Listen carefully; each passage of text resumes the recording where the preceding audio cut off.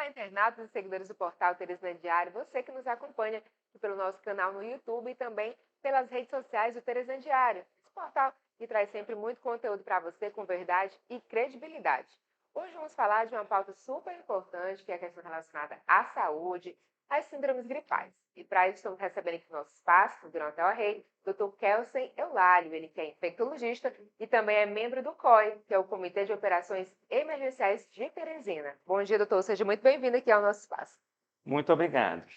É um Doutor, prazer estar aqui falar com você e com todos os nossos ouvintes. maravilha, pela primeira vez aqui com a gente, doutor, mais falando de um assunto super importante que está super em alta. Quem é aí que não já foi acometido pela essa síndrome gripal aí do momento, ou que tem um familiar, um amigo que está aí com essa gripe do momento? Doutor, como é que está essa questão dessa doença aqui na capital?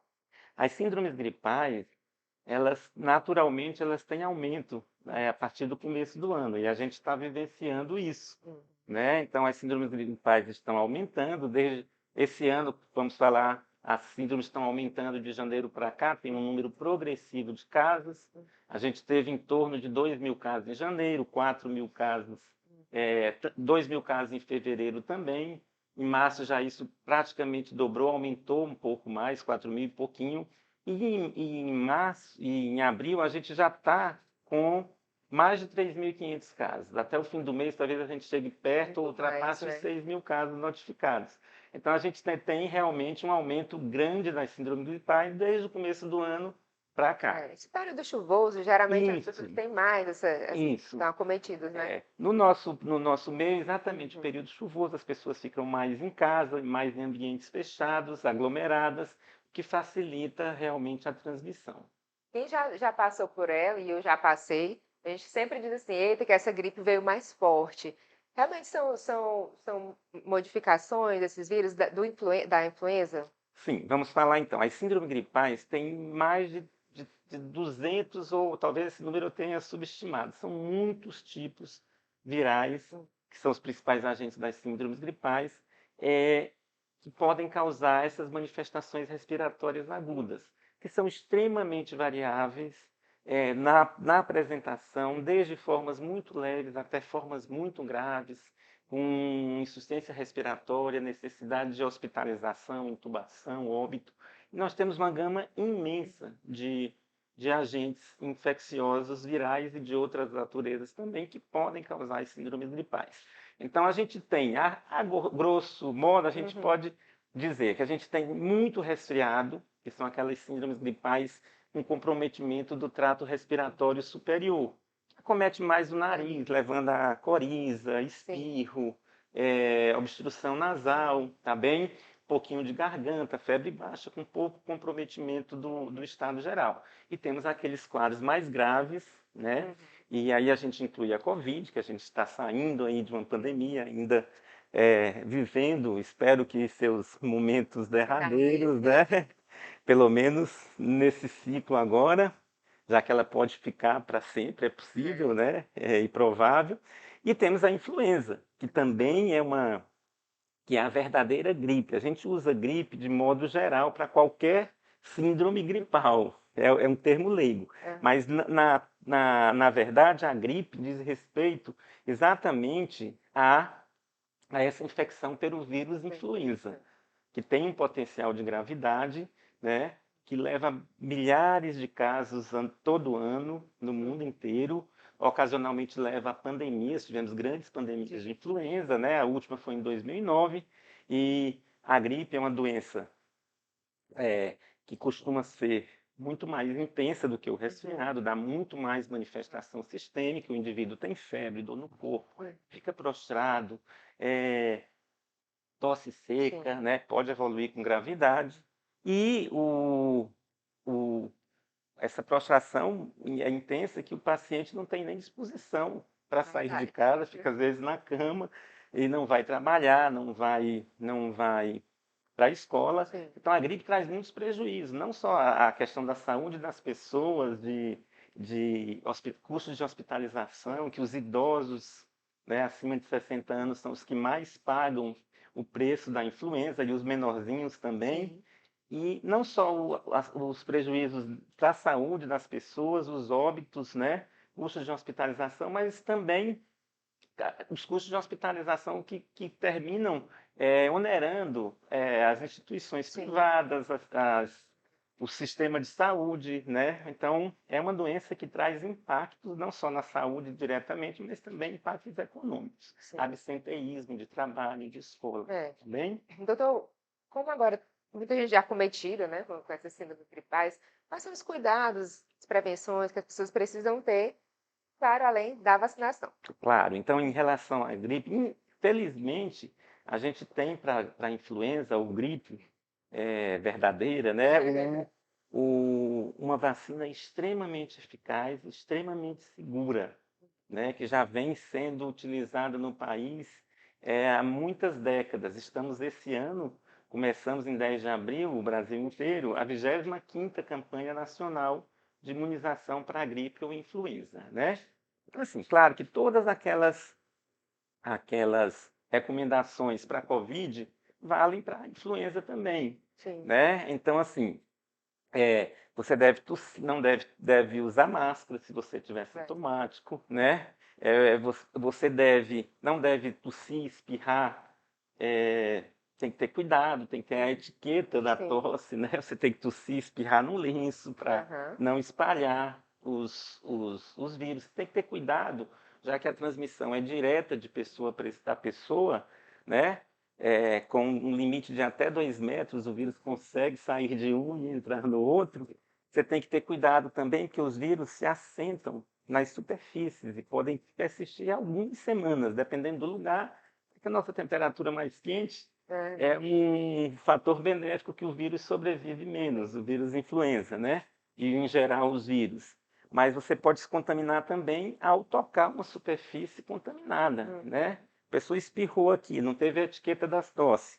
A superfície está contaminada, o outro chega, pega, bota a mão na boca, no nariz ou no olho, pode se auto-inocular. Então tem que ter todos esses cuidados de lavagem das mãos, evitar tocar rosto, nariz, boca, tá certo? Manter os ambientes arejados, janelas abertas, tá bom?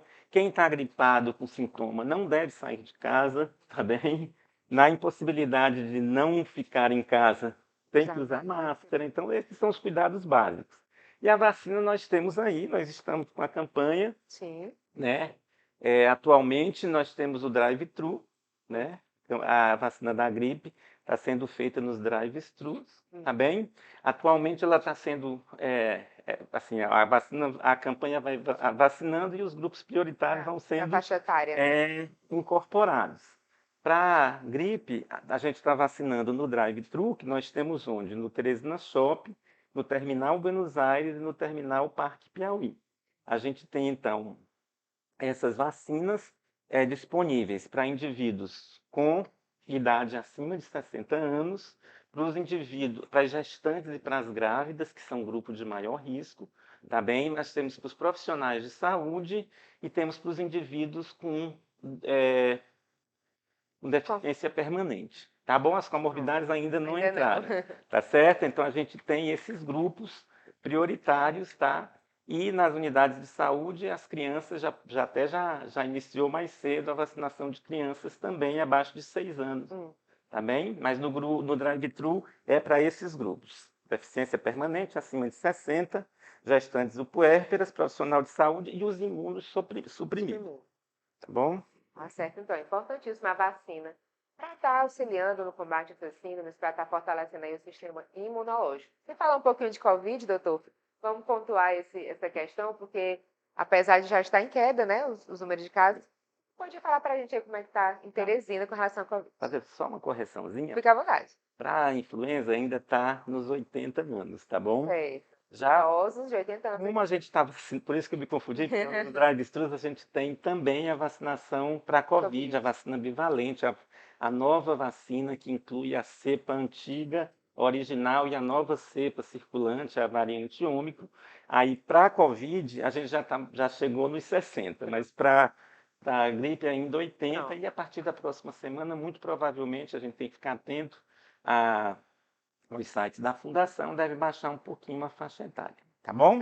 Entendido. O que mais? Assim, Covid, né? Os dados de Covid, como é que está em Teresina, essa Então, estatística? a Covid, saíram aí umas informações que estavam dando, houve uma interpretação inadequada de alguns dados fornecidos. Nós não temos nenhuma evidência de aumento de Covid em Teresina. Eu estou aqui com os números. Houve, sim, aumento das síndromes gripais. Sim. Porque junto com a Covid agora está se juntando influenza, vírus sincicial respiratório, que acomete muita criança, tá bom? Rinovírus, que também acomete crianças e adultos, tá?